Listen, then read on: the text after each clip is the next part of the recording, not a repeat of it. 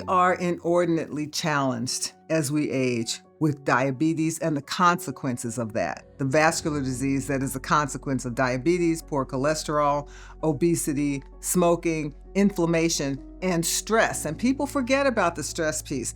The institutional racism is a daily stressor that causes increased cortisol levels, which causes all kinds of problems handling your blood sugar and your blood pressure and all of these things that make chronic illnesses much more dangerous and much more common in Black people, period, not just as we age. If you don't manage the consequences of the social determinants that increase vascular disease in our country, if you don't have good management of heart disease and strokes and obesity and diabetes, you shorten lifespan. And it's not just the fact that we die earlier than other people, because we do. The data show that Black folks don't have the kind of life expectancy that white folks have. But it also decreases quality of life. You have people who have to decide whether they're going to eat or breathe at the same time because their hearts, instead of beating like that, are doing this, and they're not pushing out enough blood. Or people who have strokes and bleed into their heads, and even though they don't necessarily die, they live disabled. So we are missing magic. We are missing years of contributions. We are missing years of wisdom that we can impart to the generations coming behind us because our life expectancy and our healthy life expectancy is less.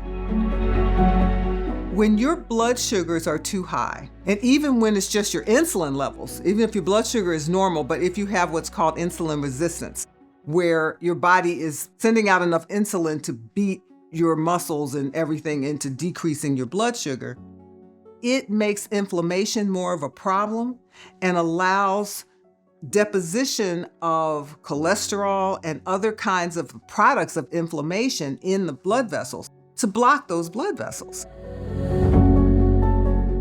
And when those blood vessels are blocked, you don't get enough blood to your brain, your heart, your nerves, your kidneys, and that's what causes the problem. So we need to work on ways to change these social determinants so that we can give people the tools they need to eat more healthy, to move more efficiently. And again, we're the cavalry that we're waiting for. And it doesn't just have to be the churches. It's the sororities and fraternities. It's the VFWs. It's the community organizing people. We can do this while we're waiting for the government to change.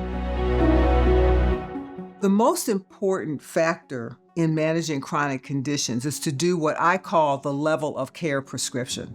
And I've developed this. It's 10 questions. The first 5 questions outline the care problem. It's like, what's wrong with this person? Why is it wrong? How much is fixable? How do we fix what we can fix, and what do we do with the rest of it? The second 5 questions define the care plan. Well, what kind of care does this person need?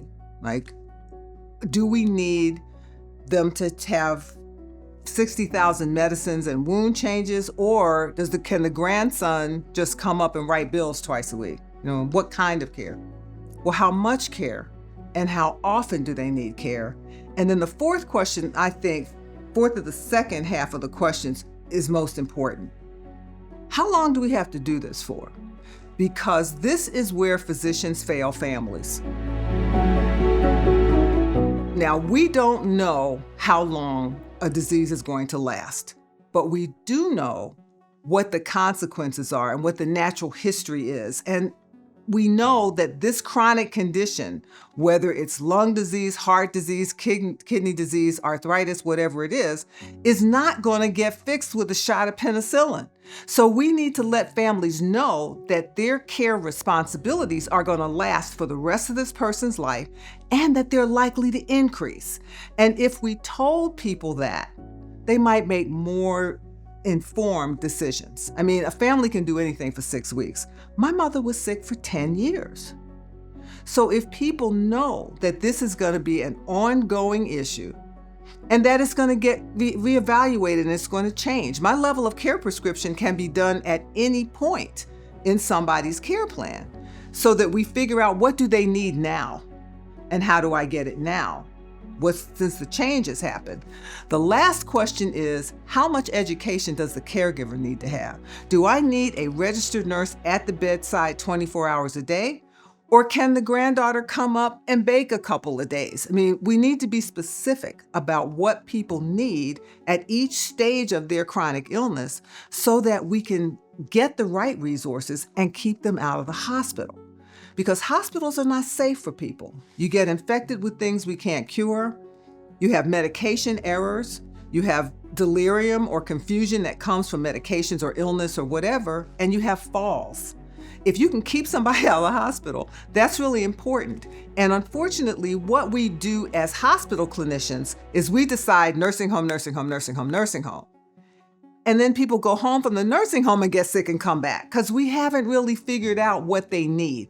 So the level of care prescription, if you ask these 10 questions at whatever point you're seeing the person, you can decide what's the best care that they can get to keep them out of the hospital. It's always important to be in front of something rather than playing catch up. And I think it's important, particularly for caregivers, to be able to say, what will I do if something happens, so that you don't get blindsided. So that's why you need to have a partnership with a strong primary care team that can help you with the surveillance. What are we watching for? What are we worried about? How do we get there early enough to intervene before they get so sick that we have to take them to the hospital? That's really important, is to be on the front end. And what that means, again, is care coordination. When you come away from your doctor's office, you need to know not only what the medications are for, what side effects you're looking for, but also what's the doctor worried about? How high do I let the blood pressure get before I call or before I change the medicine in this way? You're a partner. Caregivers are partners, and you're the first line of defense. So you need to ask, what should I be worried about? For example, if you have somebody with congestive heart failure, you're weighing them every day.